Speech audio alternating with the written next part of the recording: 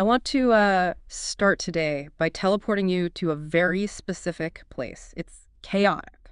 It's loud. It's arguably one of the most intense intersections on the entire planet. Oh, definitely. Tokyo, Shibuya Station, specifically the Scramble Crossing. Right. It is sensory overload in every definition of the phrase. You've got neon lights everywhere, thousands of people crossing all at once, those giant video screens blaring. Yeah. It's really the epitome of modern speed. Yeah. And yet right there, sitting in the eye of that absolute hurricane, is a small bronze dog. Hachiko. The famous one. Exactly. Now, I know what you're thinking. You're probably saying, I know the story. It's the loyal dog. He waited for his master. Richard Gere made a movie about it. Right. It's a total tearjerker. Case closed, right? It is the ultimate headline story. I mean, Right. we all know the summary. The professor goes to work. The dog waits at the station. The professor tragically dies. And then the dog just keeps waiting for 10 years. It's this classic, straightforward tragedy of loyalty. But here is where we really need to hit the brakes. Because today's deep dive isn't about the history of the breed. We're not looking at dates or, digging up newspaper articles from the 1930s. We're doing something a little different. We are going to try to get inside the head of the dog itself. Which is, it's a dangerous place to go, scientifically speaking. Oh, absolutely. But we have a really unique guide for this. We found this incredible piece of source material. It's a poem called At the Place of Promise, or Yakusoku no Basho de in Japanese. And it completely flipped my entire perspective on the statue, because it's written entirely from Hachiko's point of view. It's an internal monologue. And that's a fascinating narrative device, because usually history is written by the humans looking at the dog. Yeah. We project our own human sadness onto him. But this text flips the camera 180 degrees. It tries to answer what the world actually looked like to him, and more importantly, why he stayed. Right. And look, I'll play the skeptic for a second here, because a poem written by a human pretending to be a dog, it sounds like it could be incredibly cheesy, or just pure anthropomorphism. Like we're just projecting complex human emotions onto an animal that really just wants a treat. Yeah, that is a totally fair critique. We have to be really careful not to turn Hachiko into just a little furry human. But what strikes me about this particular source is how it grounds itself. It doesn't start with big, abstract philosophical concepts like loyalty or grief. No, it starts with data, raw sensory data. Exactly. If you're going to inhabit the world of a dog, you don't start with language or high-level concepts. You start with the nose. You start with the ears. Yeah, the opening lines of the poem are remarkably stark. It says, the smell of a cold morning, the stone platform. It puts you right there on the pavement. But then there's this one line that really stuck with me. It says, I have memorized the sound of your shoes. I have memorized the sound of your shoes. Let's pause on that for a second. Think about the acoustic environment of a busy train station. It's a complete nightmare. You've got clacking heels, rain boots, screeching brakes, people yelling. It's just a wall of white noise. But the poem suggests that Hachiko had this intense auditory filter. He wasn't just passively hearing noise.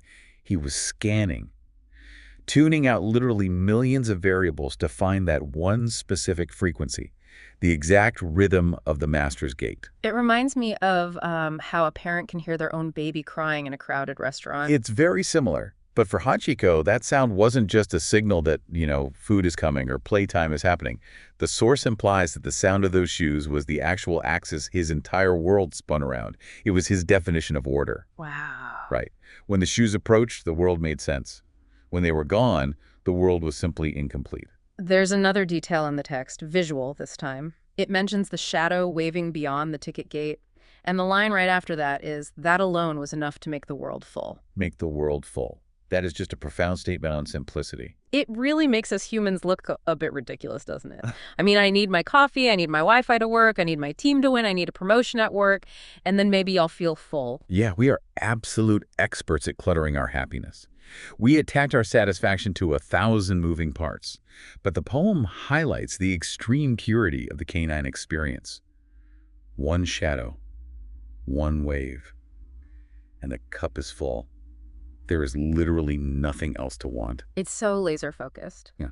But this brings up the issue of time. And this is where our deep dive gets a little mind-bending, I think. The poem mentions 5 p.m., white breath, and then it says, the heart knows better than the clock. Now, a cynic would immediately say, well, obviously, dogs can't read clocks. Right. I mean, they have circadian rhythm, sure. They know when the sun goes down or when they get hungry. But the source is arguing for something much deeper than just a biological stomach rumble. It suggests that Hachiko's internal clock wasn't set to the sun or his hunger at all. It was synchronized to the master. It wasn't about calculation. It was pure connection. Sort of like when you're waiting for someone you deeply love and you just know when they're 5 minutes away, you can just feel it. In a sense, yeah. But imagine if your entire existence was calibrated to that single 5 p.m. moment. The rest of the day, the whole 23 hours prior, is just waiting time. 5 p.m. is the only time that is actually real. And that sets us up for the tragedy, because one day, 5 p.m. comes, and the shoes don't sound, the shadow doesn't appear. The fracture. The historical fact here is that Professor Ueno suffered a cerebral hemorrhage at work and died suddenly. He never came back to Shibuya Station. The poem describes this exact moment in a way that actually gave me chills when I read it. It says that day didn't dawn, only dusk remained. Meaning the day, the active, bright, joyful part of existence was over. Permanently. But here's the thing that I think confuses a lot of people. If the dog is so smart, if he's so tuned in to the master's reality, why didn't he understand? The poem has this fascinating line where Hachiko says, "Strangely, I didn't think you had disappeared." This is really the crux of the whole discussion right here. Right. Is this just denial? Is he just a, stupid dog who doesn't get it? Or is it something else entirely? The source material argues it's a conflict between two fundamentally different types of time. Yes. Physical time versus emotional time. Okay, let's unpack that. Because I think you and I and everyone listening, we all live in physical time. We have no choice. Physical time moves forward. It's strictly linear. The sun sets, the seasons change from summer to autumn to winter. In the context of this story, physical time is cruel. The station gets renovated. Yeah. The people passing by change their clothes and their fashions. Yeah. Hachiko himself gets older. Right, his body starts failing. Exactly. He gets arthritis, he gets mange, he gets physically weak. That is physical time marching on, uncaring. But emotional time. Emotional time is where Hachiko actually lives. Think of it like a pause film. Okay. A paused film. Right. For Hachiko, the exact moment the master left in the morning was the pause button. The play button is the master returning. Until that return happens, time literally cannot move forward. So he's not waiting because he thinks the master is just running late. He's waiting because he flat out refuses to enter a timeline where the master doesn't exist. Precisely. There's a devastating line in the poem that captures this. It says, "Time moves ahead, leaving me behind. But love doesn't move and doesn't fade." Love doesn't move. It's an anchor. Think about it. If he leaves the station, if he goes and lives a happy dog life somewhere else with another family, he is accepting the flow of physical time where the master is dead. By staying at that station, he is holding open the door to the past. He is forcibly maintaining the reality where the master is just about to walk through that gate. That is heavy. It completely reframes the whole thing for me. It's not just a sad dog missing his owner. It's an active protest against reality. It's an act of pure will. And that challenges another big assumption we usually have about this story.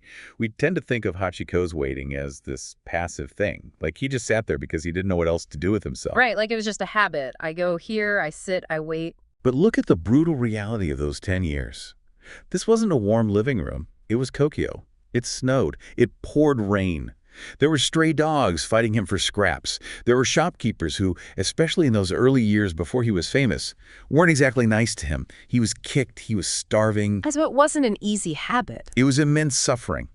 And that's why the source argues we have to see this as an act of choice. The poem explicitly calls it an active continuation of love. An active continuation. So every single morning, he wakes up. Every morning he wakes up, likely stiff and sore, and he has a choice. He could stay in the warm shelter of the gardener who took him in.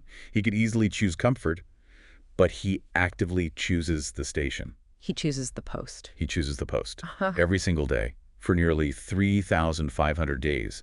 It wasn't one long, blurry wait. It was 3,500 individual decisions to renew that specific promise. That distinction really changes how I see the word loyalty. It's not blind loyalty. It's gritty. It's incredibly stubborn. It's defiant. And as the poem moves on, we see the real toll this takes. The dog in the text acknowledges his own body failing. He talks about his fur losing its luster, his legs trembling from the cold. And eventually, physical time does win. The dog dies in 1935. Biologically, yes. Yeah. But the poem makes a very interesting, almost metaphysical shift here. It doesn't actually end with death. It transitions directly to the statue. The bronze Hachiko. This is the part of the source material where it gets really profound. The poem acknowledges the statue itself. It says, "People call me a statue. People call me bronze. But then it immediately contrasts that cold, hard metal with what's happening inside. It talks about a living pulse. Right, a living pulse. And I think this is where we have to fundamentally look at what a monument actually is. Usually we build statues for things that are completely over. Generals who won wars centuries ago, politicians who pass old laws, they are markers of the past, terminals. But the poem is arguing this statue is different. The poem argues that this statue isn't a tombstone at all, it's a vessel. Because Hachiko never actually finished his weight.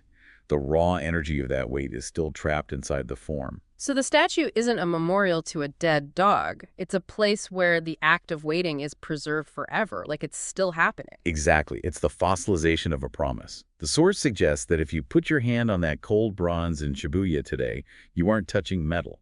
You're touching a heartbeat that simply refuses to stop. The poem paints this vivid picture of modern Shibuya swirling around the statue. And if you've been there, you know exactly what it looks like. It's tourists taking selfies, kids laughing, couples using it as a meetup spot. It's totally different from the 1930s. The scenery has changed completely. The fashion, the technology, the language people are speaking even. Physical time has marched on relentlessly.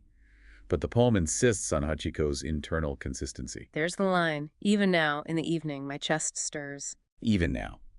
While a teenager is taking a TikTok video right next to him, inside the internal logic of the poem, Hachiko is still looking at the ticket gate. He is still checking the shadows of everyone walking by. And he actually addresses the master directly in the text at this point. He says, "Ne, sensei," which translates roughly to, "Hey, teacher," or say, "Master." It's so incredibly tender. It's conversational. It shows that the hierarchy hasn't degraded one bit. After 90 years, he isn't over it. He is still the devoted student, just waiting for the teacher to arrive. And this leads to the line that I think is the absolute centerpiece of this entire deep dive.